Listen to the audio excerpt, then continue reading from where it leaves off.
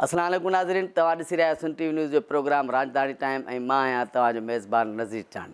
नाज़रीन, हिन खिते में न पर पूरी दुनिया में जंग या वेड़ कंहिं बि मसइले जो हल न आहे हूंदो ऐं अॼु उहो पाकिस्तान साबित करे छॾियो त 47 सालनि खां अमेरिका ईरान जेके पाण में विढ़ंदा हुआ उन्हनि जी जेको आहे सो बहितरीनु पाकिस्तान जी ट्रैकड़ीअ करे जेको आहे सो गुज़िरियल हफ़्ते अमेरिका ईरान जे वफ़दनि विच में ॻाल्हियुनि जो जेको पहिरियों मरहलो हो उहो जेको आहे सो थियो ऐं उन्हनि पहिरें मरहले में कुझु नुक़्तनि ते इतफ़ाक़ थियो, कुझु नुक़्तनि ते इतफ़ाक़ न थी सघियो, जंहिंखां पोइ पाकिस्तान इहो अज़म ॿीहर वरजायो त जल्द खां जल्द जेको आहे सो अमेरिका ईरान जे वफ़दनि में ॻाल्हियुनि जो जेको ॿियों दौरु आहे उहो जेको आहे सो शुरू कराईंदो, जंहिंखां पोइ अॼु जेको आहे सो ऐं कुझु ॾींहं पहिरीं बि जेको आहे सो अमेरिकी सदर ट्रंप तरफ़ां ऐं ईरान जे सदर ऐं जेको आहे ईरान जे परॾेही वज़ीर ऐं ख़ासि तौर ते कुझु टाइम पहिरीं जेको आहे सो ईरान जो जेको परॾेही तर्जुमान आहे उन्हनि तरफ़ां इहो वाज़ह तौर ते मौक़ुफ़ आॾो आयो आहे त जेको आहे सो पाकिस्तान जी मेज़बानी हेठि जेके अमेरिका ऐं ईरान जे वफ़दनि में ॻाल्हियूं आहिनि उन्हनि जो सिलसिलो अॼु बि हलंदड़ आहे ऐं जेको आहे सो अमेरिकी सदर ट्रंप तरफ़ां इहा दावा कई वई त जेके ईंदड़ कुझु कलाक इहे आहिनि उहे इंतिहाई अहम आहिनि ऐं असां चाहियूं था ऐं असांजी ख़्वाहिश आहे त पाकिस्तान में हिकु दफ़ो ॿीहर जेके आहिनि सो अमेरिका ईरान जे वफ़दनि जे विच में ॻाल्हियूं थी वियूं आहिनि। इन सिलसिले ते असां ॻाल्हि ॿोल कंदासीं, असां सां गॾु आहिनि के तारीफ़ जो मोहताज न आहिनि, सीनियर सहाफ़ी सीनियर तर्जुमे निगार नसीर मेमूर साहिबु। सर, वॾी महिरबानी, तव्हां असां टीवी न्यूज़ ते टाइम ॾिनो, कीअं था ॾिसो हिन सूरत हाल खे?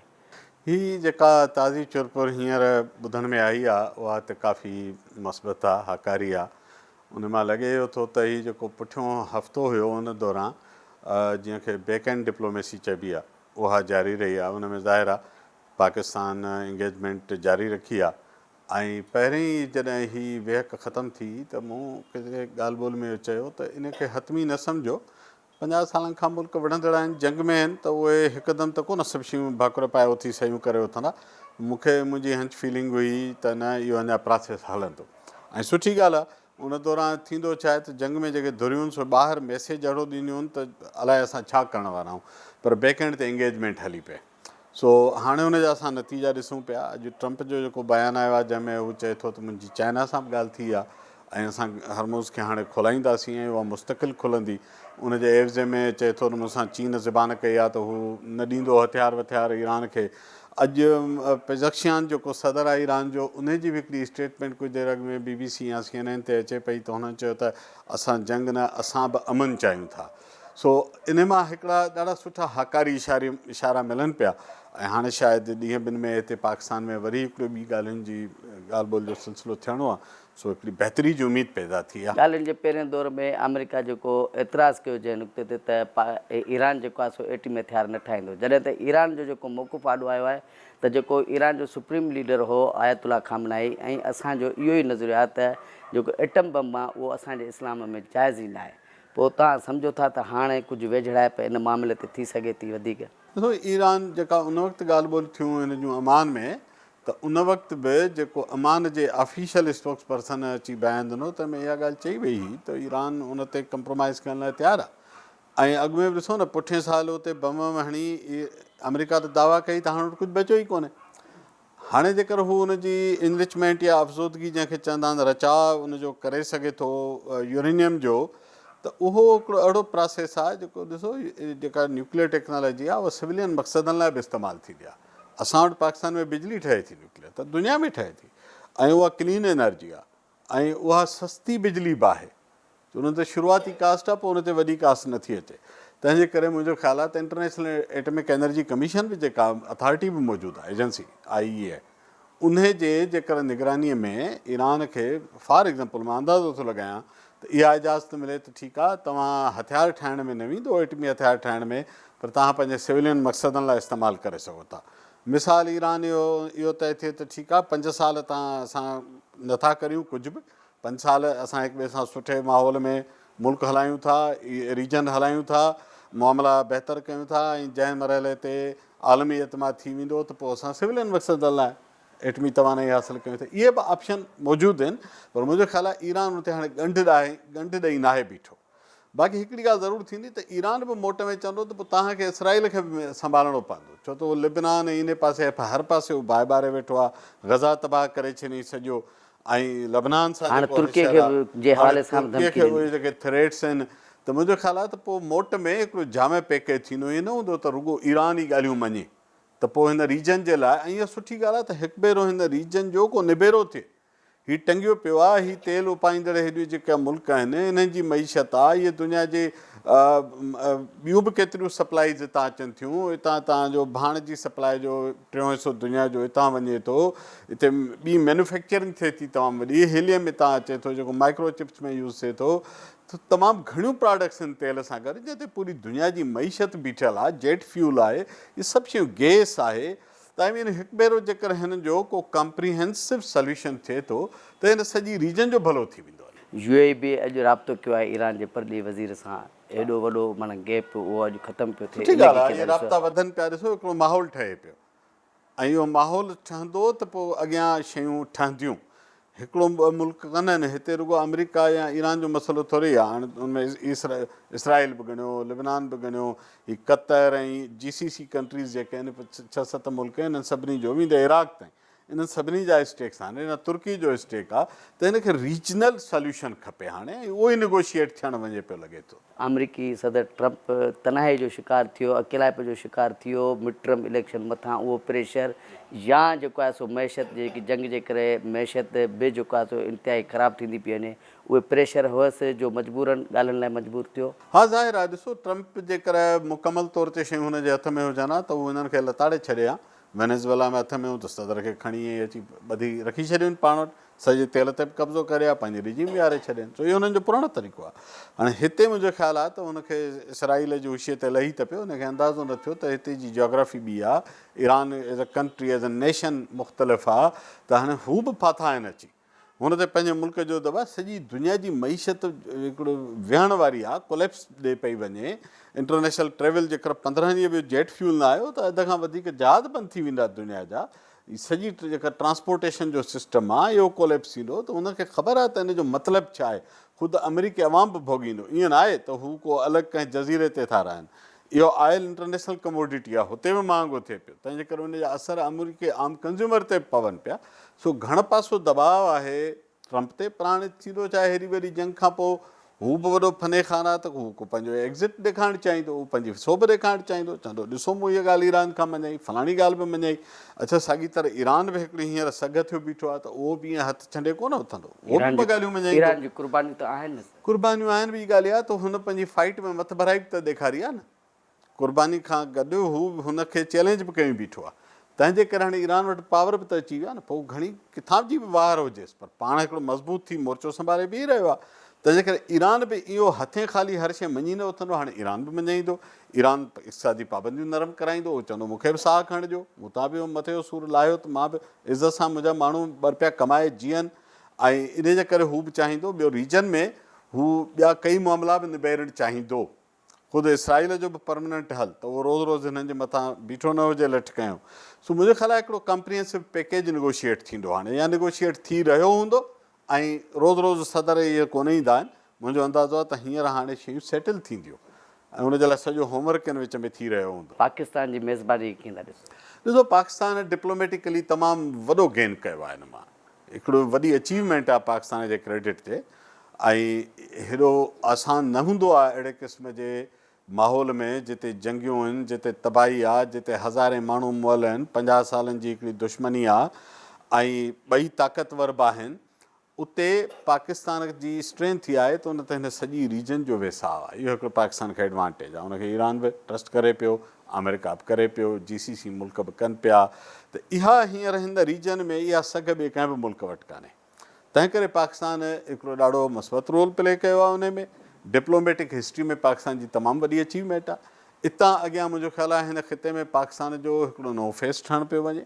हीउ जीअं ई सक्सेसफुल थींदो त तव्हां ॾिसंदो त पाकिस्तान जी जेका क्रेडिबिलिटी रैंकिंग आहे उहा दुनिया में तमामु मथे हली वेंदी ऐं हिकिड़ा नयूं बिज़नेस अपॉर्चुनिटीज़ पाकिस्तान लाइ खुलंदियूं। ईरान तां जेकर तेल तां पाबंदियूं लहनि थियूं त हिकिड़ी सस्तो अॼु चयो पियो त कराची ईरान तां जेको कॉरिडोर हो उहो अॼु खोलियो वियो आहे ऐं अॼु कंटेनर बाज़ाब्ता तौर ते इहो ॾिसो इहो कॉरिडोर एक्टिव थींदो। ईरान पाकिस्तान जी गैस वारी पाइप लाइन आहे उहा ठहणु लॻंदी जेका ईरान ताईं ठही पई आहे। हिन पासे न आहे यार, पाकिस्तान खे बि इन सॼी ॾिसो अमन में सभिनी जो भलो थींदो आहे। इहो न आहे त को पाकिस्तान अकेलो जो भलो थींदो। पाकिस्तान बाक़ी दुनिया ॾाढो ई ॾुखियो आहे, ॾुखियो हो कुंड में वेठो हुजां, पंहिंजा सूर वेठो पिटिया, पर हुन अॻिभराई कई आहे। अमेरिका बि हुन सां हिन मामले में साफ़ ज़ाहिर आहे त कोऑपरेट करे पियो। सो अमेरिका या ईरान जे करे ॿ मुल्क कोऑपरेट न कंदा त को बि मुल्क कुझु न करे सघंदो। दुनियूं त इहे आहिनि न। सो पाकिस्तान जो जेको हिन वक़्तु रोल आहे उहो स्ट्रेटेजिकली ॾाढो इम्पॉर्टेंट आहे। वज़ीर आज़म जा सऊदी अरब जा दौरा, वरी तुर्की बि वञे थो, कतर बि ॻाल्हाए पियो। तमामु एक्टिव डिप्लोमेसी हली आहे पुठियनि 15-20 ॾींहंनि में। हुन में ऑब्वियसली असांजी फॉरेन पॉलिसी में मिलिट्री जो रोल इम्पॉर्टेंट आहे। हुन में ज़ाहिर आहे चीफ ऑफ डिफेंस जेको आहे, फील्ड मार्शल हुनखे ख़बर आहे न त हिकिड़ो माण्हू पावर रखे थो न हिन पूरी डिसीशन मेकिंग में। इहो बि त इम्पॉर्टेंट आहे न। डिसीशन मेकिंग थिए त उहा एनफोर्स बि कोई कराए न। त सिविलियन ऐं मिलिट्री लीडरशिप जेकर इन मामले में सेम पे थी आहे त अमेरिका लाइ बि कम्फर्ट आहे न। सो हिकिड़ी सुठी अॻिभराई आहे। उमेद इहा कजे त पाकिस्तान इन सलाहियत खे पाकिस्तान जी हुकूमत जेका आहे उहा पंहिंजे अंदरूनी मसइलनि जे निबेरे लाइ ऐं ख़िते जे ॿियनि मुल्कनि लाइ बि इस्तेमालु करे। त इन सां हिन सॼे ख़िते में अञा नवां इकोनॉमी जा, तरक़ीअ जा, इंसानी तरक़ीअ जा नवां दरवाज़ा खुली सघनि। पाकिस्तान खे इन जंग खां अॻु में फासाइण जी या साज़िश कई वई त इंडिया सां जंग कई वई, अफ़गानिस्तान सां दहशतगर्दनि ख़िलाफ़ु कई वई, पर अलहमदिल्ला असां कामयाबु थियासीं। त पोइ इहो इंडिया मोदी हिकिड़ो फेनेटिक आहे, हिकिड़ो तमामु इंतिहा पसंद ऐं जुनूनी आहे। उनखे उहो बि इसराइल वांगुरु सॼी दुनिया फतह करण जो हुनजे दिमाग़ में फ़तूर आहे ऐं उहो पंहिंजो हिंदवता जो नारो खणी हिन सॼी रीजन ते कब्ज़ो करणु थो घुरे। सो उन इहा जंग कुमैली शुरूआति कई। हुनजो ख़्यालु हो त मां 2-3 उछलींदुसि ऐं पाकिस्तान अची मूंखे मिनत कंदो। त हिन भेरे सिचुएशन डिफरेंट हुई। पाकिस्तान टफ रेस्पॉन्स ॾिनो आहे। अफ़गानिस्तान बि पंहिंजे मुस्तक़बिल लाइ सोचे त जंहिं मुल्क हुनखे 40 साल वार कई, उन जा लखे माण्हू रहिया आहिनि, जंहिंजे पाड़े में वेठा आहियो, जहिड़ो तहिड़ो तव्हांखे मुल्क मिलियो आहे, उनखे ठाहियो, उनजी तरक़ीअ लाइ पंहिंजा तव्हांजा माण्हू बदतरीन ज़िंदगी था जीअनि। अफ़गानिस्तान में 1-2 शहरनि खे छॾे करे माण्हू 16वीं सदी जी ज़िंदगी था जीअनि, अमन अमान क़ाइमु कनि, बजाए इंडिया जे हुशियुनि ते पंहिंजे पाड़ेसिरीअ सां विढ़ण जे। तव्हां पंहिंजा तलका ठीकु कयो, ट्रांज़िट ट्रेड जो बेनिफिट वठो पाकिस्तान खां। अॻियां तव्हांखे पूरो सेंट्रल एशिया जो कॉरिडोर पाकिस्तान जे थ्रू मिली सघे थो, चाइना जे थ्रू मिली सघे थो। त अफ़गानिस्तान त इंतिहाई बेवकूफ़ी कई आहे मोदी जे हवालनि में फासी। सो हिन मरहले खां पोइ उमेदु कजे त छो त चीन बि विच में पियल आहे पाकिस्तान अफ़गानिस्तान जे, त अफ़गानिस्तान वारा बि थोरो अकुल खां कमु वठनि। ईअं मोदीअ जी इंतिहा पसंदी ऐं दाबनि ऐं हकुलनि ऐं हुशियुनि में न अचनि, पंहिंजे मुल्क खे संभालनि ऐं सुठो अथनि त पाकिस्तान सां सुठा सफ़ारती तलकात क़ाइमु कनि। 21 तारीख़ जंग बंदी ख़तमु थी थिए, तव्हां सम्झो था त इन खां अॻु में मुआहिदो थी वेंदो? मूंखे काफ़ी उमेदु आहे हाणे त बिल्कुलु ई विदिन फ्यू डेज़ थी वेंदो। ऐं हिन स्टेज ते ॾिसो, जीअं जेकर ॻाल्हियूं ख़तमु थियण खां पोइ मूं 24 कलाकनि खां पोइ किथे हिकिड़ो नोट लिखियो सोशल मीडिया ते त जेकॾहिं जंग बंदी बि ख़तमु थी वञे हा त पोइ असांखे मायूस थियणु घुरिजे। पर जंग बंदी ॾिसो हिन वक़्तु ख़तमु न थी हुई, छो त बैक एंड चैनल जी कम्युनिकेशन हली पए। सो इन मां उमेदु आहे त हाणे हितां खां पोइ धुरियूं जंग ॾांहुं न मोटनि। का बि धुर जंग नथी चाहे, कंहिंखे बि सूट नथी करे। ॿिन्ही पंहिंजा बाहूं आज़माए ॾिठियूं आहिनि। हाणे हितां खां अॻु में सभु रस्ता सरचार ॾांहुं वञणु घुरिजनि, अमन ॾांहुं वञणु घुरिजनि ऐं वेंदे ॾिसण में अचनि पिया। तव्हां सम्झो था त ईंदड़ कुझु ॾींहंनि में या ईंदड़ कुझु कलाकनि खां पोइ इस्लामाबाद अमन ॻाल्हियूं जेको पहिरियों मरहलो थियो, ॿियो मरहलो कामयाबी सां फतह थींदो? हा, मूंखे ॾाढी हाणे उमेदु थी आहे जंहिं क़िस्म जो, मतिलबु ट्रंप सभिनी खां ॾुखियो प्लेयर आहे हिन में। ख़ुदि ईरान बि स्ट्रॉन्ग पोज़ीशन रखियो, ॿिन्ही जूं स्टेटमेंट्स ॾाढी पॉज़िटिव आहिनि। सो मे बी कमिंग वीक असां हिकिड़े डिफरेंट दौर में दाख़िल थी रहिया हुजूं। असांखे इन जी उमेदु करणु घुरिजे।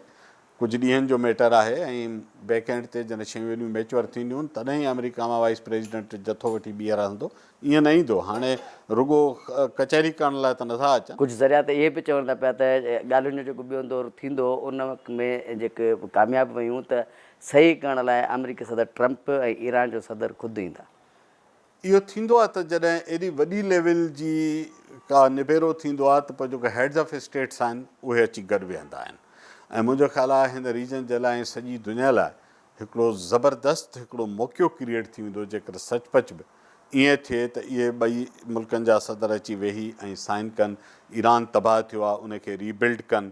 ज़ाहिर आहे हुनजो नुक़सानु वॾो थियो आहे। इंसानी जानियूं त हाणे न अची सघंदियूं, पर जेका हुनजी मईशत आहे, जेको हुनजो इंतिज़ामी ढांचो आहे, इंफ्रास्ट्रक्चर आहे ऐं अॻिते जे लाइ हुनजी तरक़ीअ जा रस्ता उहे खुली वेंदा। ख़ुदि अमेरिका ऐं अरब कंट्रीज़ जे लाइ ट्रेड जे रस्तनि जे लाइ सहूलियत थी पवंदी।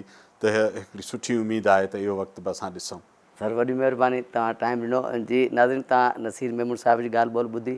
संदसि इहो चवणु हो त दुनिया पूरी जेको आहे सो अमन जी ख़्वाहिशमंद आहे। असां हिते वठूं था हिकिड़ी नंढड़ी ब्रेक, ऐं ब्रेक खां पोइ वापसि ईंदासीं हिकु नए गेस्ट सां गॾु। इन ई मौज़ूअ ते ॻाल्हि ॿोल जो सिलसिलो जारी रखंदासीं।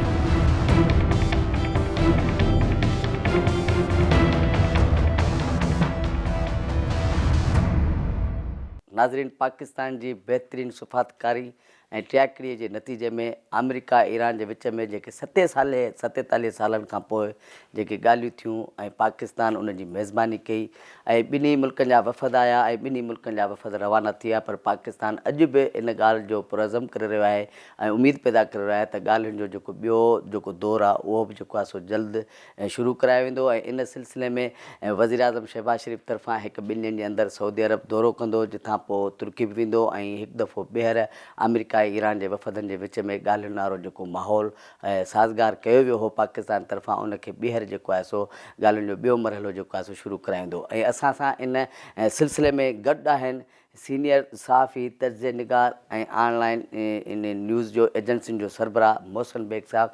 सर, बड़ी मेहरबानी, आपने सन टीवी न्यूज़ को टाइम दिया। कैसे देखते हैं 47 साल बाद अमेरिका ईरान में मुज़ाकरात? बेसिकली तो ये जो पाकिस्तान ने दोनों पावर्स को इतने अरसे बाद टेबल पे बिठाया, ये बहुत बड़ी सफारतकारी की कामयाबी है और पाकिस्तान की बहुत बड़ी कामयाबी है। और बेसिकली जो भी सीज़ फायर अभी चल रहा है वो भी इनिशिएटिव प्राइम मिनिस्टर शहबाज शरीफ साहब का था, पाकिस्तान का था।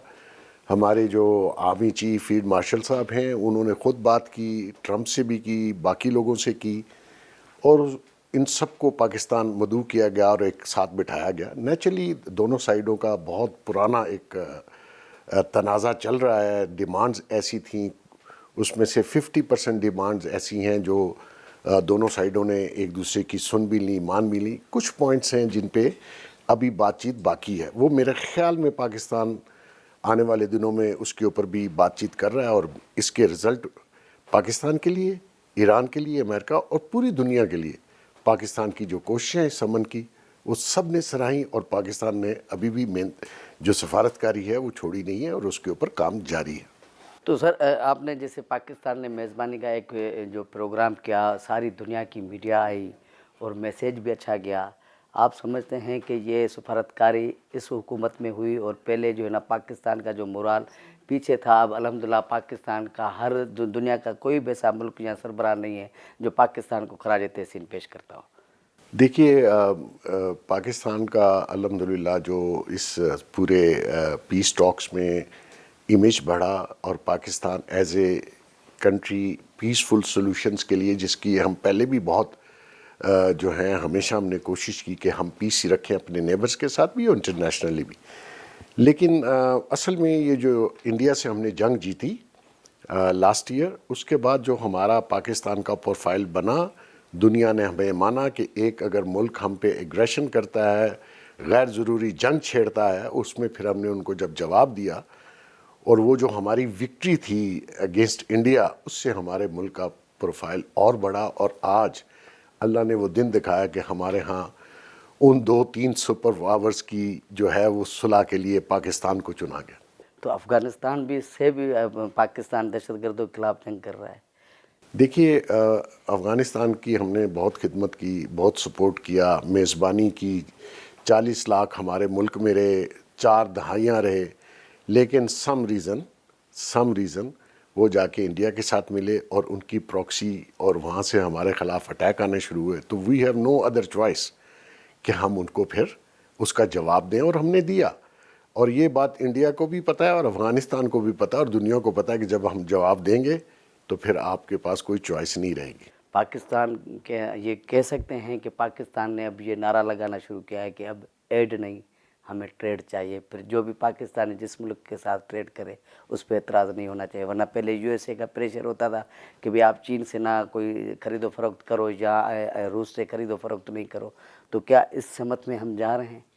देखिए, एक बात तो ज़हन में रख लें कि इस जंग बंदी के बाद, ईरान और अमेरिका और इज़राइल की जंग के बाद, दुनिया का नक्शा वो नहीं होगा जो इससे पहले था। दुनिया में जो न्यू वर्ल्ड ऑर्डर अमेरिका ने किया था वो रिटर्न होगा, दोबारा से लिखा जाएगा। बहुत से मुल्कों के अलाइंसेस बदल जाएंगे, बहुत सी चीज़ें बदल जाएंगी। जो मिथ और जो नाकाबिले तस्खीर इज़राइल या अमेरिका के था, वो मेरा ख्याल शायद ईरान ने काफ़ी हद तक तोड़ दिया है। और इसके बाद मेरे ख्याल में नए रूल्स लिखे जाएंगे। कोई किसी को किसी मुल्क में इंटरफेयर नहीं कर सकेगा कि आपने फ़लाँ के साथ ملنا ہے یا نہیں ملنا یہ ری ریٹرن ہوگا, دوبارہ سے لکھا جائے گا, اور دنیا میں الائنس بھی دوبارہ سے بنیں گے اور گروپنگ بھی علیحدہ سے ہوگی. آپ سمجھتے ہیں کہ ٹرمپ نے حملہ کر کے خود پھنس گیا ہے؟ پھنس گیا, بہت بری طریقے سے پھنسا ہے. ٹرمپ صاحب کو یہ حملہ کرنا ہی نہیں چاہیے تھا. ان کو کوئی خطرہ نہیں ہے ایران سے, وہ خود بھی کہہ چکے ہوئے ہیں. جہاں تک نیوکلیئر کا تھا, ایران نے اور ان کے سپریم لیڈر جو شہید ہوئے ہیں خامنائی, انہوں نے فتویٰ دیا ہوا تھا کہ ہم نے نیوکلیئر ویپن نہیں بنانا. لیکن اسرائیل کے کہنے پہ آپ نے حملہ کیا. امریکہ کی معیشت, پوری دنیا کی معیشت ہلا کے رکھ دی آپ نے, اور اس کا کوئی فائدہ بھی آپ نے نہیں ہوا. آپ کے پہلے جنگ کرنے سے آپ نے کہا رجیم چینج ہوگی, وہ نہیں ہوئی. ان کے بیٹے بن گئے, رجیم انٹیکٹ ہے. آپ نے اتنے لوگ شہید کیے, بچیاں اسکول کی, انفراسٹرکچر سیولین لوگوں کو مارا. کیا ہوا؟ آپ غلط جنگ پہ تھے. آپ جتنی جلدی یہ ریلائز کر لیں, آپ دھمکیاں دینے بند کریں. دھمکیوں سے کوئی نہیں ڈرتا, ایرانی بالکل نہیں ڈرے. اور ویسے بھی غلطی آپ کی ہے تو آپ مانیں اور اس جنگ کو ختم کرنا چاہیے. سر ٹرمپ نے پھر یہ کہا ہے کہ ہم جو ہے نا اپنا ہرمز کا جو ناکہ بندی ہے, کنٹرول ہے, وہ کریں گے, جبکہ ایران نے بھی کہا ہے کہ اگر دوبارہ غلطی کی تو پھر اس کو جو ہے نا سخت جواب دیا جائیں گے. تو آپ سمجھتے ہیں ایک طرف مذاکرات کا ماحول اور پھر بیان بازی, تو یہ آگے کیسے پانا جو ہے نا؟ ٹرمپ صاحب صبح کچھ کہتے ہیں, شام کو کچھ کہتے ہیں. امریکہ, میں وہاں پڑھا بھی ہوں, رہا بھی ہوں.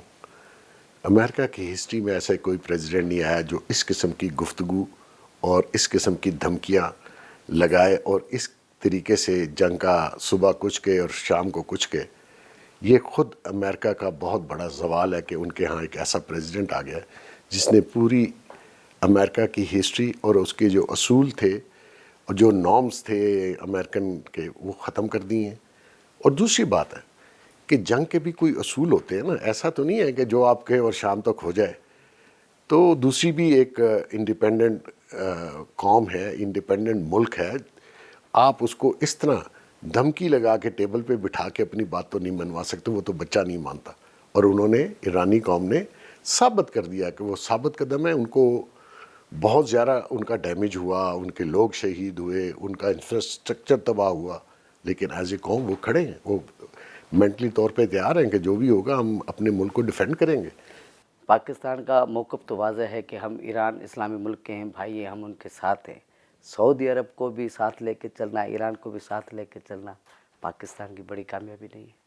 دیکھیں, پاکستان بہت ہی ایک ایسے دورائے پہ کھڑا تھا کہ وہ بہت سوچ سمجھ کر ہماری جو عسکری قیادت ہے, ہماری جو سویلین قیادت ہے, انہوں نے یہ فیصلہ کیا کہ ہم نے کسی صورت اس جنگ میں حصہ نہیں لینا, بلکہ ہم نے امن کے لیے کام کرنا ہے.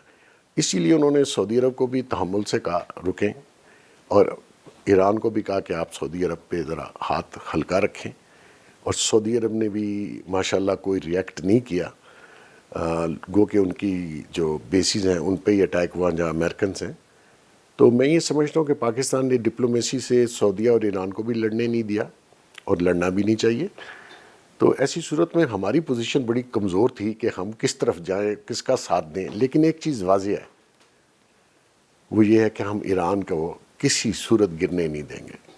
یہ ہمارا قومی فریضہ بھی ہے, اسلامی فریضہ بھی ہے, اور اسی طرح باقی اسلامی ملکوں کو بھی چاہیے, کیونکہ اٹیک ان پر ہوا, ظلم ان پر ہوا, لوگ ان کے مارے گئے, لوگ ان کے شہید ہوئے, انفراسٹرکچر, وہ تو صرف اپنے آپ کو ڈیفینڈ کر رہے ہیں.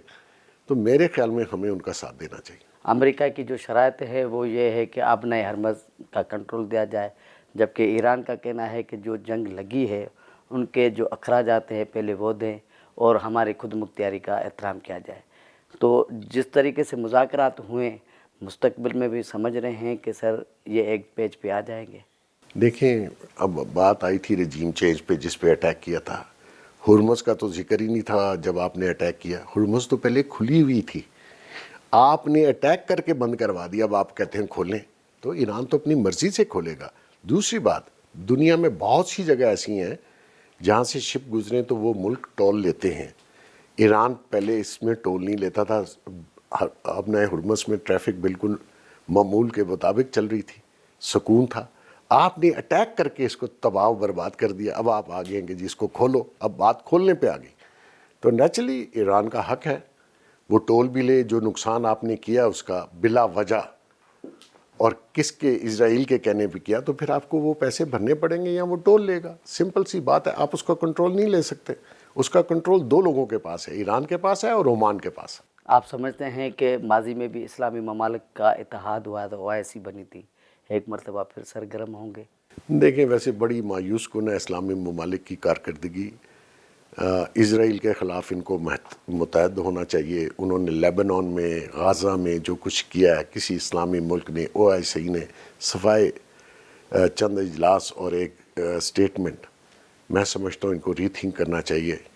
اور خاص کر اسرائیل ون بائی ون سب کو ہی اٹیک کر رہا ہے, تو اس کے اوپر OIC ہو یا کوئی اور نیا پلیٹ فارم بنے تو ان کو اتحاد بنانا چاہیے. ان کے پاس ریسورسز بھی ہیں, ان کے پاس ویل بھی ہونی چاہیے تاکہ یہ کم سے کم جو یہ میسیکر ہے, جو جینوسائیڈ مسلمانوں کی اسرائیل کر رہا ہے, لیبنان ہو یا غزہ ہو یا یمن ہو, اس کے اوپر تو ان کو اکٹھا ہونا چاہیے. پاکستان کو کیا پھنسایا گیا تھا کہ انڈیا سے جو ہے نا دہشت جنگ کے حوالے سے, یا افغانستان میں دہشت گردوں کا نام لے کے جو آپریشن ابھی بھی چل رہا ہے, تو یہ پریشر ڈالنے کے لیے دونوں سے جنگ لڑائی کی کہ ایران کے بیچ میں سپورٹ نہ کرے؟ دیکھیں وہ انڈین آرمی کے جو چیف ہیں انہوں نے بتا دیا ہے ان کا پلان کیا ہے. ان کا پلان ہے کہ ایران میں ایک پپٹ گورنمنٹ لائی جائے, افغانستان ایران کی پپٹ گورنمنٹ جو کہ اسرائیل کے ساتھ ملی ہو, اور ادھر سے انڈیا, ہم تینوں طرف سے پاکستان کو گھیر لیں. الحمدللہ ایسا ہوگا نہیں. پاکستان کین fight with multiple forces in the same time, اور ہماری یہ تیاری ہے. الحمدللہ وی آر نیوکلیئر پاور. تو یہ جو انڈین اور اسرائیل کا اتحاد ہوا ہے اس میں اب یہ طالبان حکومت بھی شامل ہے. طالبان جن کے دور میں لائے گئے عسکری اور سویلین کا یہ پیغام واضح طور پہ ہے کہ ان کے خاتمے تک آپریشن جاری رہے گا, اور جو لائے گئے جنہوں نے بلایا, کیا ان کے خلاف بھی کارروائی ہوگی جنہوں نے سہولت کاری کی؟ دیکھیں وہ ہونی تو چاہیے اور ہو بھی رہی ہوگی, یہ میں سمجھتا ہوں. لیکن جس طریقے سے طالبان ان کے ساتھ انڈیا اور اسرائیل کے ساتھ ملے ہیں, نیچرلی وہ ہمارے خلاف ہی ان کی سوچ ہے. پاکستان ان کو کھٹکتا ہے. ہم پوری دنیا میں واحد کنٹری ہیں جو اسلامک ایٹمی پاور ہیں, اور وہ بہت سے لوگوں کو قابل قبول نہیں ہے. لیکن الحمدللہ ہماری آرم فورسز نے اتنی پروفیشنل ہیں اور تیاری بھی ہے کہ وہ افغانستان ہو یا انڈیا ہو, وہ اللہ کے فضل سے میلی آنکھ سے ہماری طرف نہیں دیکھ سکتے. تو نیچرلی کچھ لوگوں نے غداری تو کی ہے اس ملک کے ساتھ جن کو طالبان کو اس طریقے سے لا کے بٹھا دیا گیا, لیکن Pakistan in very safe hands الحمدللہ. سر آپ کیا سمجھتے ہیں کہ جو نا آپ سینئر صحافی بھی ہیں, آپ کی اس خطے پہ گہری نظر بھی ہے, آپ سمجھتے ہیں کہ جلد ان قریب اچھی خبر ملے گی ایران اور امریکہ کے بیچ کے؟ دیکھیں ایک ڈیڈ لاک تھا, وہ کبھی آمنے سامنے بیٹھے نہیں, 46 ایئر سے ایک دوسرے کے ساتھ بیٹھے نہیں. تو ڈائیلاگ اور ایک دوسرے کے ساتھ بیٹھے ہیں, کچھ چیزوں پہ ایگری ہیں, کچھ پہ ڈس ایگری ہیں, لیکن الحمدللہ آنے والے دنوں میں ایک ڈائیلاگ کا سلسلہ شروع ہوا ہے. بات چیت کا سلسلہ پاکستان نے شروع کروا دیا ہے. تو آگے جا کے بھی مجھے تو بڑی امید ہے کہ یہ جو سیز فائر پاکستان نے کروایا ہے, یہ اس میں اضافہ ہو جائے گا دنوں کا, مہینوں کا, اور یہ بات چیت دوبارہ شروع ہوگی. اور کسی نہ کسی کامن گراؤنڈ پہ ایران بھی اور امریکہ بھی, کیونکہ امریکہ اور ٹرمپ کے اوپر اتنا زیادہ پریشر ہے انسائیڈ امریکہ اور انٹرنیشنل کمیونٹی. ابھی آپ دیکھیں اس نے سب یورپین نے کہا کہ ہم اس جنگ کا حصہ نہیں بنیں گے, کیونکہ ان کو پتہ ہے کہ ٹرمپ صاحب نے ایک غلط جنگ شروع کی جس کا کوئی جواز نہیں بنتا تھا, اور پوری دنیا کو, دنیا کے ہر شخص کو آئل اور پٹرول کی صورت میں پرابلم میں لے آئے. پوری دنیا کے آئل مہنگا ہو گیا, ہر شخص کی پاکٹ پہ اثر پڑا, دنیا پریشان ہے اس جنگ سے. تو ٹرمپ صاحب بھی اپنی تھوڑی سی جو ڈیمانڈس ہیں اس سے نیچے آئیں گے, اور اسی طرح ایک دو گیو اینڈ ٹیک ہوتا ہے. ایرانی بھی کچھ چیزیں چھوڑیں گے, کچھ چیزیں امریکن اپنی ڈیمانڈ میں چھوڑیں گے, تو فیصلہ ہوگا آنے والے دنوں میں, ٹیبل ٹاک ہوگی. آپ یہ نہیں سمجھتے ہیں کہ جو پاکستان نے ثالثی کردار ادا کیا وہ تو یقیناً ایک تاریخی ہے, مستقبل میں ایران سے سوئی گیس لائن, پائپ لائن جو منصوبہ تھا جو ابھی بھی رکا ہوا ہے, اگر وہ بھی ہو گیا اور سعودی سے بھی تعلقات اچھے رہے تو پاکستان الحمدللہ کی معیشت کس طرح دیکھتے ہیں آپ؟ دیکھیں معیشت پہ تو کام بہت زور و شوروں سے ہونا چاہیے. ہماری صرف پاکستان میں ایک ہی چیز کی کمزوری ہے، معیشت کی ہے، باقی الحمدللہ ہر چیز ٹھیک ہے۔ تو جو ایران سے ہمارا ٹریڈ ہے وہ پیچھے جو کیٹیکر جو پہلے پی ڈی ایم کی گورنمنٹ تھی اس میں بھی ایک معاہدہ ہوا تھا ٹرائی پارٹ، جس میں ہم نے کہا تھا کرنسی نہیں اور ٹریڈ کی صورت میں ہم بارڈر ٹریڈ کریں گے۔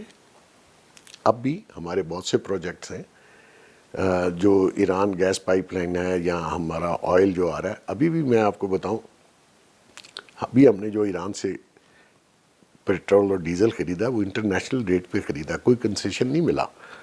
تو اب تو یہ ہمارا جنگ کے بعد اگر ہم ایران سے کوئی ٹریڈ یا ڈیل کریں گے تو وہ بہت ہی نارمل اور پروفیشنل ہوگی اور ہونی چاہیے۔ ہمارا نیبر کنٹری ہے، ہر وہ چیز جو ہم امپورٹ کرتے ہیں وہ ایران ایکسپورٹ کرتا ہے، تو ہمیں چاہیے کہ اس کے ساتھ بات کریں۔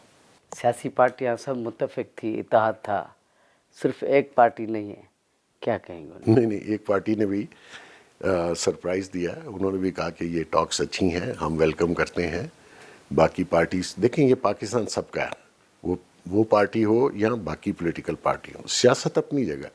یہ وہ کام تھا پاکستان کا اور پاکستان کی عوام کے لیے جو دنیا میں کوئی اور نہ کر سکا، وہ پاکستان نے کیا اور ان کو ایک ٹیبل پہ بٹھا دیا۔ نیچرلی اس کا آؤٹ کم ایک میٹنگز میں نہیں نکل سکتا، صدیوں کا مسئلہ چلا آ رہا ہے، لیکن انشاءاللہ پاکستان نے وہ کام کیا ہے، دنیا نے اس کی تعریف کی۔ ان سائڈ جو اتحاد دکھایا گیا پولیٹیکل پارٹیز نے اور باقیوں نے، وہ قابل ستائش ہے، اور وہ جو پارٹی جس کا آپ ذکر کر رہے ہیں انہوں نے بھی اس کو ویلکم کیا۔ سر بڑی مہربانی، بڑی Thank you. شکریہ جی۔ ناظرین، تواں سینئر صحافی، طرز نگار ऐं خطے تے گہری نظر رکھندڑ محسن بیگ صاحب جو ॻाल्हि ॿोल ॿुधी संदनि इहो चवणु हो त उमेदूं आहिनि त पाकिस्तान हिकु दफ़ो ॿीहर अमेरिका ईरान जे विच में ट्रैकड़ी कराईंदे उन्हनि जो ठाह कराईंदो। ईंदड़ प्रोग्राम ते इजाज़त ॾींदा। अल्लाह भाई।